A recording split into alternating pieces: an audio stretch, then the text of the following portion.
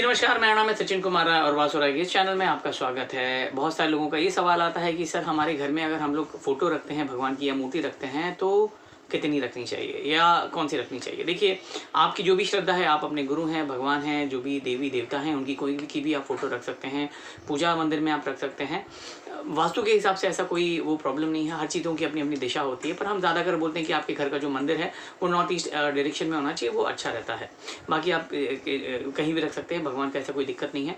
फिर भी north east में रखें तो अच्छा, उसका फेसिंग होता है, वो भी अगर हम देखें नॉर्थ ईस्ट ईस्ट में अगर हमारा फेसिंग हो उस प्रकार से हो तो अच्छी बात है।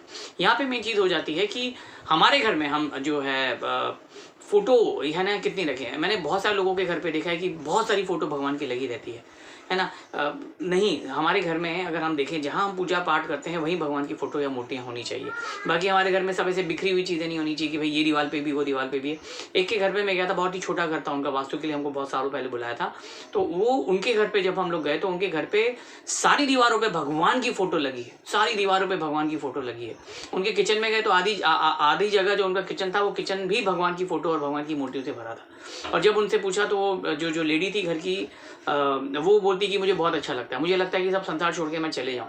उनका घर कम मंदिर ज़्यादा लगने लगा था। घर जो होता है रहने के लिए होता है, मंदिर जो होता है वो पूजा पाठ के लिए होता है, वो बाहरी होता है। हमारे घर में जो मंदिर होता है वो हमारी पूजा पाठ के लिए होता है, बस वहीं हमें भगवान की मूर्तियाँ फ़ोटो लगानी। हमें भगवान की मूर्तियाँ फ़ोटो एकदम से इधर भी लगा लिया उधर भी लगा लिया, ऐसा हमें नहीं करना है। स्पेशली अगर हम लोग देखेंगे बेडरूम में अगर हम लोग देखेंगे तो बेडरूम में हम लोगों को फ़ोटो भगवान की फ़ोटो नहीं लगाना चाहिए। स्पेशली बेडरूम में, अगर बेडरूम में लगाना है तो आप भगवान शंकर पार्वती की लगा सकते हैं या राधा कृष्ण की फ़ोटो लगाएंगे तो भी चल जाएगा। मूर्तियाँ भी अगर आप रखेंगे जैसे कि राधा कृष्ण की मूर्ति, तभी भी वहाँ चल जाएगा, वो बेडरूम के लिए ठीक है। उसके अलावा आपको कोई भी देवी देवताओं की फ़ोटो आपके बेडरूम में नहीं लगानी है, ये बहुत ही इंपॉर्टेंट है। हाँ, अगर समझ लीजिए कोई सीनियर सिटीजन है, वो पूजा पाठ करते हैं तो वो भी एक बार चल जाएगा, पर बेडरूम में यूजुअली हम प्रेफर करते हैं कि हम वहाँ पे मंदिर ना हो, ठीक है? क्योंकि जो बेडरूम होता है वो प्राइवेसी के लिए होता है, वो पवित्र स्थान हम माना नहीं जाता वो हिसाब से।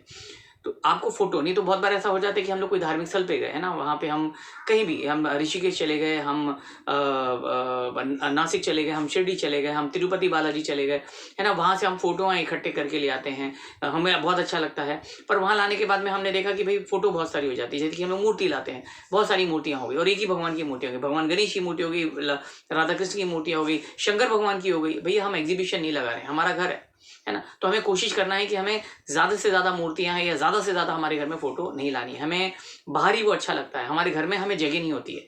और बहुत बार क्या हो जाता है कि हम उसको मेंटेन नहीं कर पाते, बार-बार उसकी साफ-सफाई नहीं कर पाते हैं, उनको तिलक ये सारी चीज़ें, अगरबत्ती ये सब चीज़ें हम नहीं दिखा पाते हैं।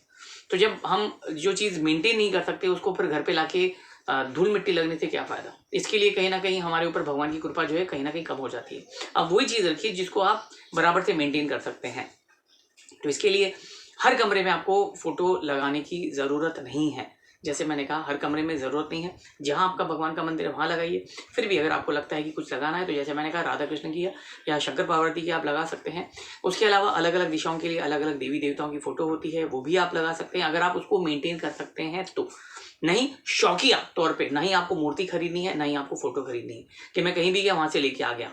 है ना? और वो ऐसी पड़ी और बहुत बार ऐसे हमारे हिंदू भाई-बहन ऐसे करते हैं कि फ़ोटो जब कुछ काम की नहीं होती तो उसको उन लोग सीधे की सीधे डस्टबिन में या कचरे में फेंक देते हैं, रख देते हैं कि भई वहाँ उन लोग रख देते हैं। ऐसा नहीं कि उसको विसर्जित करें या उसको अच्छी तरीके से डिस्पोज़ ऑफ करें, तो वो और दोष कहीं न कहीं लगता है।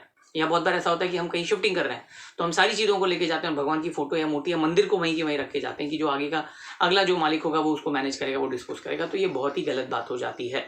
उसका दोष आपको लगता ही लगता है। जो चीज़ आप खुद ही करते हैं, मतलब खुद ही बनाते हैं, तो आपका काम है उसको ख़त्म करना। कोई भी चीज़ की शुरुआत करते हैं उसको ख़त्म करना भी आप ही का काम होता है। कहने का मतलब ये है कि अगर आप फ़ोटो या मूर्ति कोई भी धार्मिक स्थल से लाते हैं खुद के शौक के लिए, खुद को अच्छा लगने के लिए, तो आपका काम है उसको तरीके से डिस्पोज़ ऑफ करना, अगर आपको उसकी चीज़ की ज़रूरत ना हो तो। ठीक है? तो मैं ये आपसे कहूँगा कि हर धार्मिक स्थल पे जाके कुछ ना कुछ भगवान के सामान खरीदने की ज़रूरत नहीं है।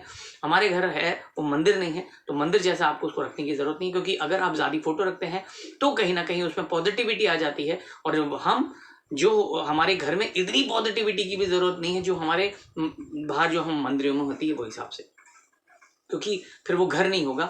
जैसे मैंने आपको इससे पहले का एग्जांपल दिया था कि हम जिनके घर में गए थे, उनके घर में इतनी सारी भगवान की फ़ोटो लगाने के बाद में भी उनके घर में सुख शांति नहीं थी। वो जो औरत थी वो बहुत ही धार्मिक थी, उनको लग रहा था मैं सब छोड़ छाड़ के चली जाऊँ।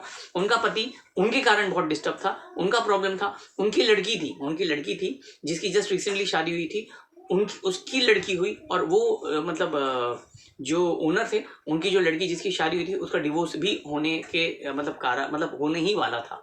कहने का मतलब ये नहीं कि भगवान की फोटो लाने से हमें भगवान आशीर्वाद ही देते हैं, नहीं।